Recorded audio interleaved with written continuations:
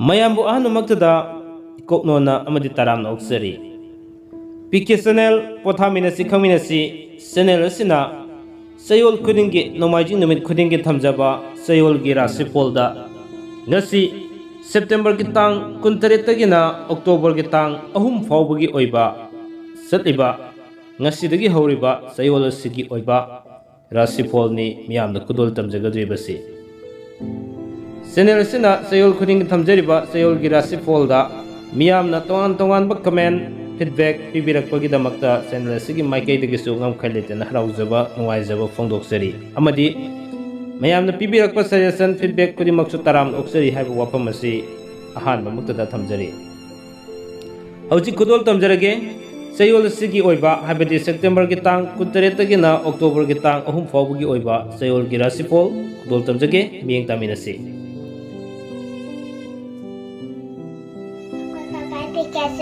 and subscribe the video, please. Ngasigi Chayolgi Rashifal asigi ahanbada lokhasage mes Rashifal gi oina tang 23 tagi 30 fawbagi manungda mingonda leikiba sel fangani lamtu yengba chatkani anuba marup unagani wakhal nungaigani loinana tang amadagi tang 3 fawbagi manungda wanomba sakri thangani karbar toba kanaba watli imung manung wakhal tinaba watkani haksangi oinadi mit nungairoi mahigi oinadi ningba thungba watkani aduga pakhang lesabigi oinadi wari sanaba fangi anisubada brace tang 23 tagi tang 30 fawbagi manungda wanomba mai pakani anuba marup fangani karbar toba kanagani lamtu satkani loinana tang amadagi tang 3 fawbagi manungda sana konabagi thabakta mingsat fangani imung manung sengbat sagatpa ngamgani haksangi oinadi nungaigani aduga mahai fajana chathaba ngamgani pakhang lisabigi oinadi thungnagani mathangda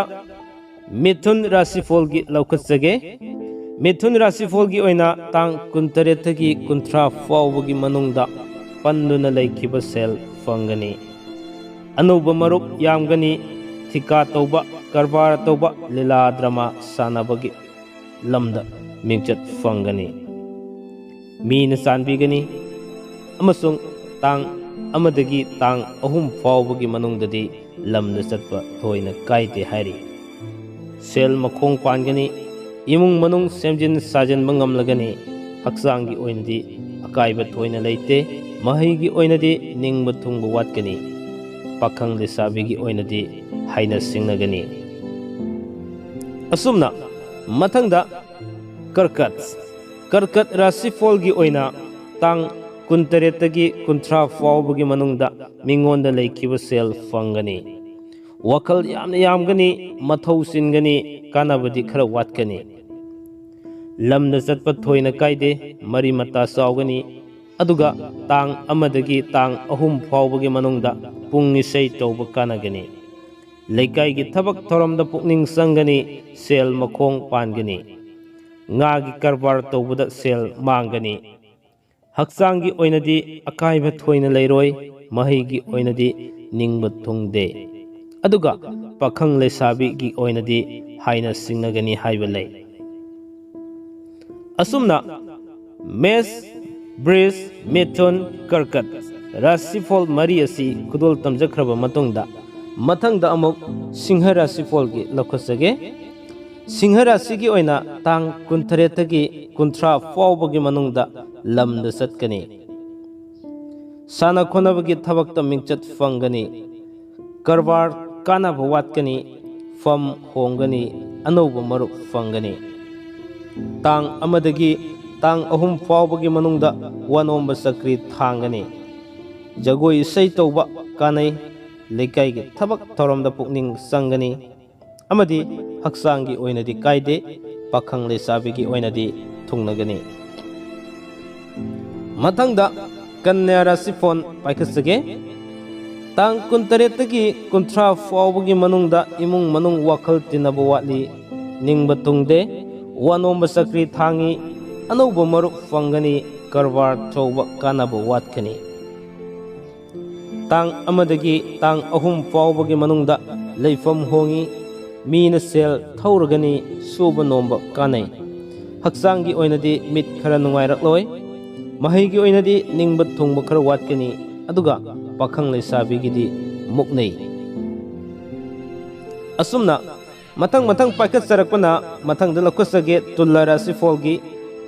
tulla rasifalgi oina tang kuntaretagi kunthra fawbagi manungda nungaiba paw tagani mathaudi khara singani sel makhong pangani karbar chaukhatpa ngamgani fam hongdo hongjin khara tawgani haibadi anemba lerambadagi awangba lakpa oibiyai awangba lerambadagi tatharakpa oibiyai mari mata yumda tunglagani loinana tang amadagi tang ahum fawbagi manungda lamda satli anouba marup fangani tungi thabakki plan tawba ngamlagani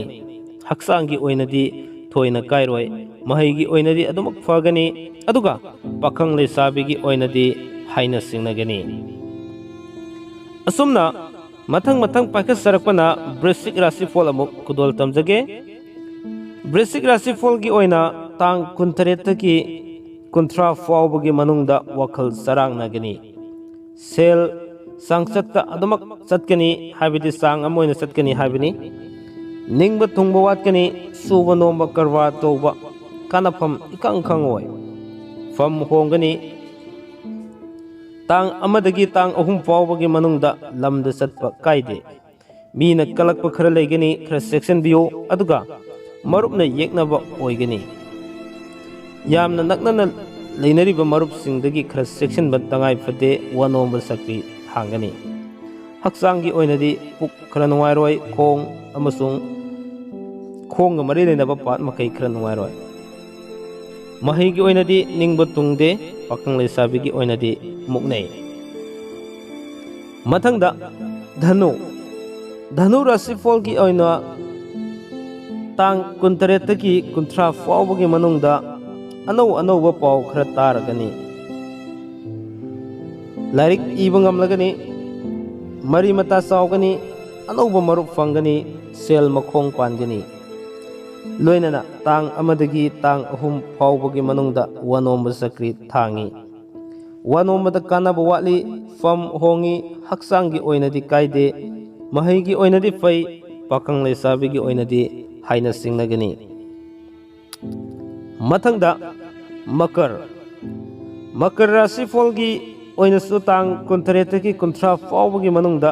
mathau khara singani suba nomada kanaba khara fangani sel fangbadi khara watkani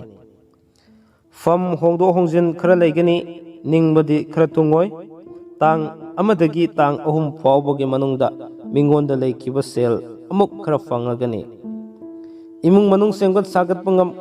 khara makhaidi ngamgani migi asoiba yamna ugali matomta khara wazai haksangi oinadi khu nungaite mahaigi oinadi thoina akaiba leiroi aduga pakhang lesabigi oinadi muknagani mathangda kumbha rasifol paikhatsage kumbha rasigi oina tang kuntaretagi kunthra fawbagi manungda sel fangba mari mataga samin thakminnaba lila drama tv yengba fanglagani pham kai suba nomba karbar tawba kanagani lamda satpa thoina kaide tang amadagi tang ahum fawbagi manungda mingsat fangi imung manung santi oigani haksangi oinadi khu khwang khara nungaroi mahaigi oinadi thoina kaiba leite aduga pakhang lesabi singi oinadi haina singnagani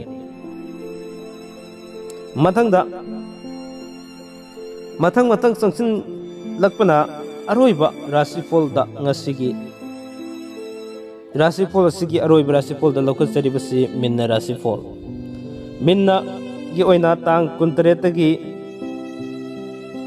30 फाउबगी मनुंगदा अनौबा नुंगाइबा पाउ तागनी वनोम Sakri थांगनी cell मखोंग पानगनी मथौ दिखर सिंगनी निंगबा थुंगबा वाली तांग अमदगी तांग अहुम फाउबगी मनुंगदा lambda सत्पा कायदे सायेन की करबार द सेल मांगी मिंगोन द लेकिबा सेल फंगदे हक्सांगी ओइनदी ख्वांग नुंगाइरोय महैगी ओइनदी तल्ली पाखंग लेसाबीगी ओइनदी मुकनै असुमना ngasiगी Chayolgi Rashifal September की तांग 23 तगी ना October की तांग 3 फाउबगी ओइबा Chayolgi Rashifal से मतंग असोय लोइसिनजरे मियंग ताबिरिबसिंगना मथंगी नोमाइजिंग नुमित्ता अनौबा Chayolgi Rashifal अममु ngaminarasi matamadu फाउबगी ओइनदी PK channel na thagachariba nungti numit khuding ki thamjariba miyam gi damak lanthokchariba tongan ba topic sing che damak yeng ta dona leibiu haibu wafam ji thamjaraga punamuk bo kaina nabi yating najari pinabirase